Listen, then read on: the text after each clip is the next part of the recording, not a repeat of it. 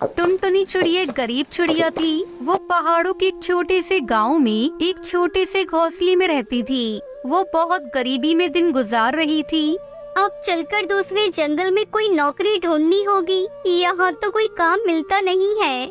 वो दूसरे जंगल की तरफ नौकरी की तलाश में निकल पड़ी। एक खाने की पोटली थी और एक लोटा था। जब भूख लगती तो अपनी पोटली खोलकर रोटी खा लेती। वो उड़ते उड़ते थक गई थी और एक अनार के पेड़ के नीचे बैठ गई। अपनी बदकिस्मती पर उसकी आंखों से आंसू गिरने लगे। उसके आंसुओं की कुछ बूंदें पेड़ की जड़ में जाकर गिर पड़ी। अचानक पेड़ की जड़ों से आवाज आई। तब तक आप लोग कमेंट में बताएं 12 into 6 कितने होते हैं।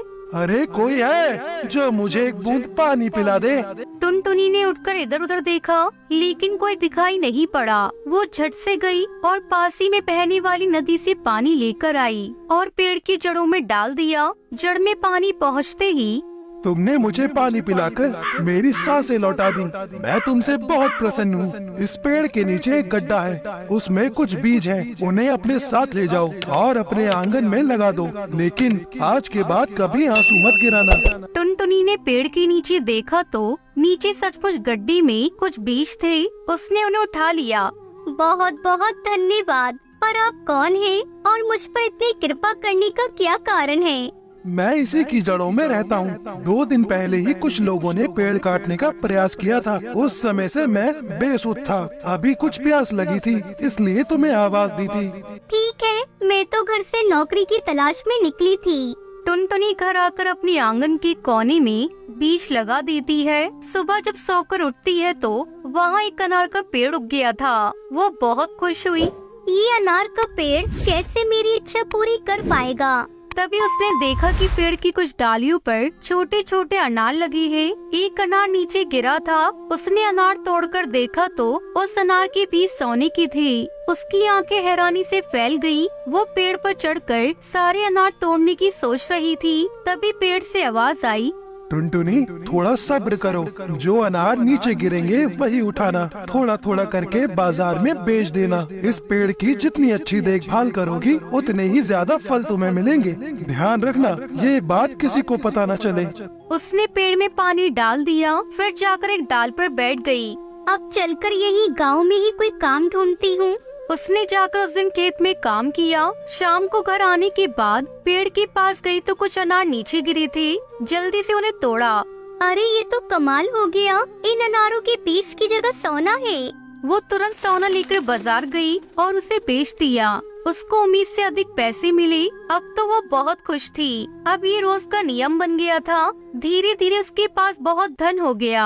अब वो कहीं पर काम पर नहीं जाती थी। उसके रहन सहन में तो बदलाव ही आ गया था। अरे इस भुक्कड़ की तो किस्मत ही पलट गई। वो हमेशा इसी ताक में रहता था कि टुनटुनी क्या करती है। एक दिन सुबह सुबह उसके आंगन में कूद गया। वहाँ उसने देखा कि टुनटुनी पेड़ के नीचे से अनार उठा रही है। ये अनार के फल है ना, कुछ हमें भी दे दो बहन, मैं भी खा के देखूं कैसा है। टुनटुनी ने चुपचाप उसे अनार दे दिया। जब कालू ने अनार तोड़ा तो वो एक साधारण अनार था।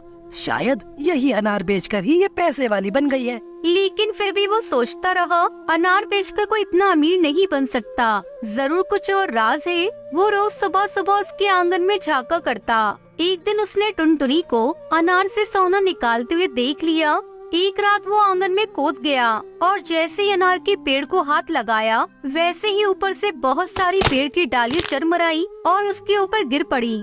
बचाओ बचाओ! लेकिन उसकी आवाज किसी ने नहीं सुनी। वो सुबह तक वही बेहोश पड़ा रहा। जब टुनटुनी सुबह उठकर आंगन में गई तो कालू को वहाँ देखकर हैरान हो गई। अरे तुम यहाँ कैसे आई? क्या हुआ तुम्हें? अरे बहन, मुझे बचा लो। पहले इस झंझट से छुटकारा दिलाओ। पता नहीं कैसे ये डालियाँ मेरे ऊपर गिर गई। मैं तो सिर्फ एक अनार तोड़ने आया था।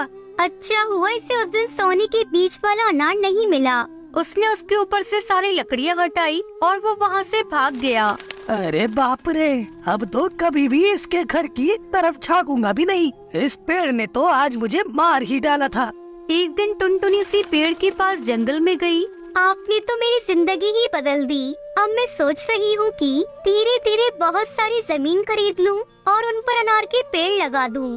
बहुत अच्छी सोच है तुम्हारी, पर एक बात का ध्यान रखना कि जितना हो सके उतना दान पुण्य के कामों में पैसे लगाना, गरीबों की मदद करना। जी बिल्कुल, मैं आपकी बात का ध्यान रखूंगी। एक हफ्ते में ही उसने जमीन खरीद ली और पूरी जमीन पर अनार के पेड़ लगवा दिए। इस तरह टुनटुनी खुशी खुशी रहने लगी और गरीबों की मदद करने लगी। ये कहानी टुनटुनी नाम की बहुत ही प्यारी सी चिड़िया की है, जो सुंदरवन नाम के जंगल में रहा करती थी। टुनटुनी चिड़िया एक अनाथ चिड़िया थी, जिसके माता पिता उसे दुनिया में अकेला छोड़कर चले गए थे। बेचारी टुनटुनी चिड़िया बहुत ही कठिन समय गुजार रही थी। उसके 2 वक्त के भोजन के इंतजाम भी बहुत मुश्किल से हुआ करता था। एक दिन सभी पक्षी अपने अपने माता पिता के साथ आराम से अपने घोंसले में बैठे थे और टुनटुनी चिड़िया उन्हें देखकर सोचने लगती है, मैं कैसी चिड़िया हूँ जिसे माता पिता का प्यार मिलना तो दूर, मैंने तो कभी माता पिता का चेहरा ही नहीं देखा। मुझे तो 2 वक्त के भोजन के लिए भी दर दर की ठोकरें खानी पड़ती है। अमीर पक्षियों के घर में काम करना पड़ता है, उनकी जली कटी बातें सुननी पड़ती है, तब जाकर पेट भरने के लिए दाने का इंतजाम हो पाता है। तभी टुनटुनी चिड़िया को याद आता है कि उसे कड़कनाथ सेठ के यहाँ काम करने जाना है। आज तो मेरी तबीयत भी ठीक नहीं है, लेकिन अगर मैं काम पर नहीं गई तो कड़कनाथ सेठ मेरी तनख्वाह काट लेगा। पहले से ही मुझ पर इतना कर्ज है, अगर तनख्वाह भी पूरी नहीं मिली तो घर का खर्चा चलाने के लिए मुझे फिर से उधार लेना पड़ेगा। ऐसा सोचकर टुनटुनी चिड़िया कड़कनाथ सेठ के यहाँ काम करने के लिए पहुँच जाती है। अरे टुनटुनी चिड़िया, कितनी बार तुमसे कहा है कि ठीक समय से काम पर आया करो, लेकिन अब तो ये तुम्हारा रोज का काम हो गया है। अब कल से तुम्हें काम पर आने की कोई जरूरत नहीं है। नहीं नहीं सेठ जी, मुझे काम से मत निकालिए, मैं पहले से ही बहुत परेशान हूँ। अगर आपने मुझे काम से निकाल दिया तो मेरा घर कैसे चलेगा? वो पिछले कुछ दिनों से मेरी तबीयत खराब चल रही है, इसलिए मुझे आपके यहाँ पहुँचने में देर हो रही है। मुझे माफ कर दीजिए सेठ जी, आगे से ऐसा कभी नहीं होगा, लेकिन मुझे काम से मत निकालिए। देख टुनटुनी, चुपचाप यहाँ से चली जा, मुझे सिर्फ काम से मतलब है। तू रोज रोज ऐसे ही बीमार होती रहेगी तो मेरे घर का काम कौन करेगा? टुनटुनी चिड़िया कड़कनाथ सेठ के आगे बहुत विनती करती है, लेकिन कड़कनाथ सेठ उसे काम से निकाल देता है। बेचारी टुनटुनी चिड़िया रोती हुई अपने घोंसले में लौट आती है। हे भगवान, मकान मालिक हरिया काका भी कुछ ही देर में आते होंगे।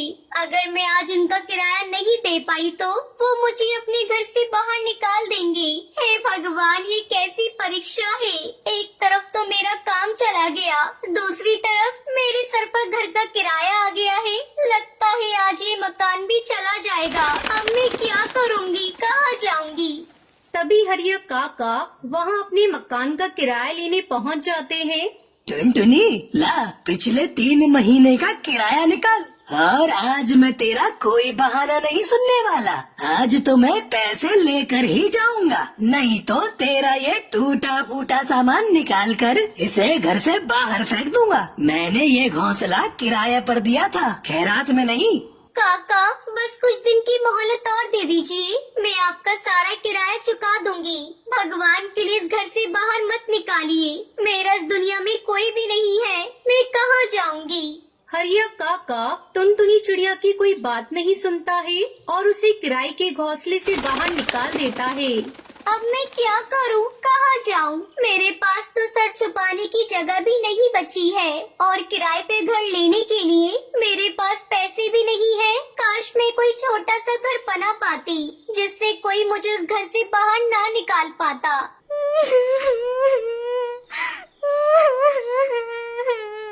टुनटुनी चिड़िया की रोने की आवाज सुनकर एक सुंदर सी नीले रंग की चिड़िया उसके पास आती है।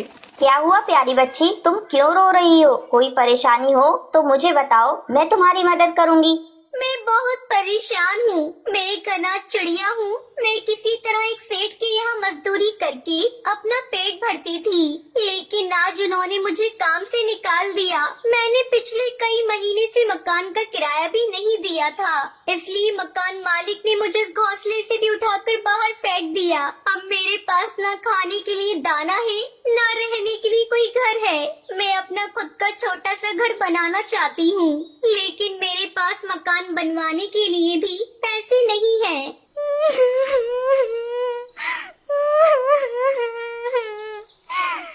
इतना कहकर टुनटुनी चिड़िया फूट फूट कर रोने लगती है। देखो टुनटुनी, रोने से कुछ नहीं होगा। तुम्हें ऐसा क्यों लगता है कि तुम अपना घोंसला नहीं बना पाओगी? तुम बिल्कुल अपना घोंसला बना सकती हो। मैंने कहा ना, मैं तुम्हारी मदद करूंगी। चलो सबसे पहले हम तुम्हारे घर के लिए कुछ कच्चा सामान लेकर आते हैं, फिर उससे मैं तुम्हें घर बनाना सिखाऊंगी। इसके बाद टूनी चिड़िया टुनटुनी को अपने साथ नदी के दूसरे पार ले जाती है। चलो टुनटुनी, जल्दी से ये सुनहरे रंग की मिट्टी को अपनी चोंच में उठा लो। इसी सुनहरी मिट्टी से मैं तुम्हारे लिए घोंसला बनाऊंगी। लेकिन ये कौन सी जगह है? मैं तो यहाँ पहले कभी नहीं आई हूँ, ना ही मैंने आज तक इतनी चमकदार मिट्टी देखी है। हाँ टुनटुनी, तुम ऐसा समझ लो कि ये मिट्टी सिर्फ तुम्हारा घर बनाने के लिए ही है। इस जंगल में किसी और को इस मिट्टी के बारे में नहीं पता है। इस मिट्टी के बारे में कभी किसी को मत बताना, और ये तुम्हारे और मेरे बीच का सीक्रेट है। ठीक है, मैं किसी को कुछ नहीं बताऊंगी। इसका मतलब मेरा घर जंगल में सबसे सुंदर और खूबसूरत होगा, है ना? हाँ टुनटुनी, आपकी टूनी आंटी है ना, अब आपका घर इस जंगल में सबसे सुंदर होगा, और फिर इस घर से आपको कोई भी बाहर निकाल नहीं पाएगा। उसके बाद टुनटुनी चिड़िया अपनी चोंच में उठाकर वो सुनहरी मिट्टी ले आती है और देखते ही देखते वहाँ मिट्टी का एक ढेर इकट्ठा कर लेती है। उसके बाद टूनी चिड़िया अपने पास से एक जादुई छड़ी निकालती है और देखते ही देखते उस सुनहरी मिट्टी से एक बहुत ही सुंदर सा घर तैयार हो जाता है। अरे वाह, ये घर तो बहुत सुंदर है, लेकिन बारिश में तो मेरा घर बह जाएगा ना? नहीं प्यारी बिटिया, मैं कोई आम चिड़िया नहीं हूँ। मेरे पास विशेष शक्तियाँ हैं, जिनसे मैं तुम्हारे जैसे जरूरतमंद पक्षियों की मदद करती हूँ। तुम्हारा ये घर मैंने खुद सुनहरी मिट्टी से बनाया है, ये कोई आम मिट्टी नहीं है। तुम बिल्कुल निश्चिंत रहो, चाहे जितनी भी बारिश आए, तुम्हारा घर कभी खराब नहीं होगा। टूनी की बात सुनकर टुनटुनी चिड़िया बहुत खुश हो जाती है और वो खुशी खुशी अपनी मिट्टी के घर में रहने लगती है।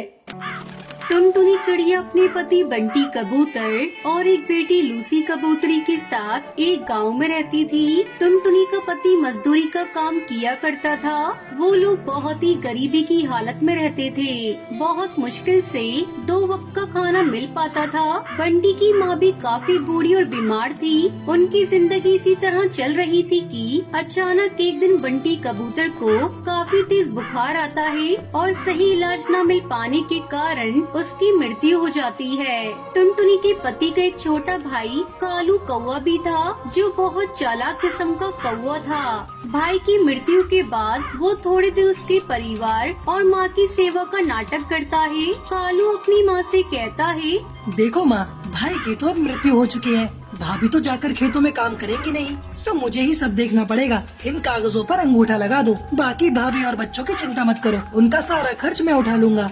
बूढ़ी माँ कालू की बातों में आकर अंगूठा लगा देती है, पर कालू बहुत मक्कार निकलता है। 2-4 दिनों में वो जमीन को औने पौने दाम में बेचकर गांव से फरार हो जाता है।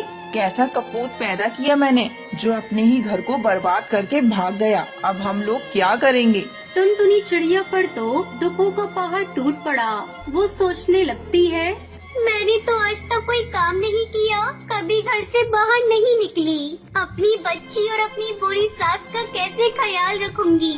भगवान ने हमारे साथ बहुत अन्याय किया, घर का एकमात्र सहारा हमसे छीन लिया। कुछ दिन बीतने के बाद खाने पीने का जो थोड़ा बहुत सामान था वो सब खत्म हो गया। अब तो न घर में राशन था और न ही पैसे बचे थे। टुनटुनी अपनी सास से कहती है, माँ जी, जो भी पैसे जुड़े हुए थे वो सब खत्म हो गए हैं। कुछ दिन तो कट गए, पर अब आगे का कुछ सोचना पड़ेगा। अब बस केवल थोड़े से दाल और चावल ही बचे हैं। आज का ही खाना बन पाएगा, कल से मुझे कुछ काम ढूंढने जाना पड़ेगा। मैं बहुत चिंतित हूँ कि तुम लोगों को अकेला छोड़कर मैं काम पर कैसे जाऊँ। बहू तू चिंता बिल्कुल ना कर, तू तो भगवान की इतनी पूजा करती है, वो जरूर तेरी मदद करेंगे। अब अपनी बेटी और सास को खाना खिला देने के बाद केवल थोड़ा सा ही खाना उसके लिए बचा। टुनटुनी जैसे ही खाना खाने के लिए बैठी तभी बाहर से आवाज आती है, क्या कोई इस घर पर है? इस भूखे तोते को भी खाना खिला दो। बूढ़े तोते की आवाज सुनकर टुनटुनी चिड़िया तुरंत बाहर आती है और उन्हें बैठने के लिए कहती है। टुनटुनी ने अपने लिए जो थोड़े से दाल और चावल रखे थे वो उस बूढ़े तोते को देने के लिए प्लेट में डालकर ले आती है। ये जो थोड़ा बहुत खाना ही खा लो, मेरे पास आज केवल इतना ही भोजन है, आप इसे ग्रहण कर लें। बूढ़ा तोता खाना खाते खाते टुनटुनी से पूछने लगता है, क्या हुआ बेटी, उदास क्यों हो?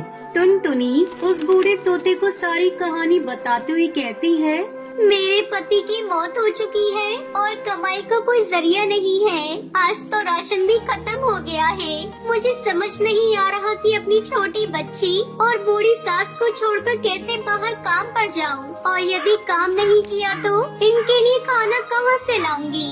बूढ़ा तोता टुनटुनी की सारी बातें सुनकर उससे कहता है, तुमने ये जो दाल चावल बनाए थे इनमें बहुत ही स्वाद था। तुम्हारे हाथ में स्वाद है। घर के बाहर ही तुम दाल चावल का ठेला क्यों नहीं लगा लेती, जिससे तुम्हें घर छोड़कर कहीं जाना भी नहीं पड़ेगा और तुम्हारी कमाई का जरिया भी बन जाएगा। मैं तुम्हें एक नमक का पैकेट देता हूँ।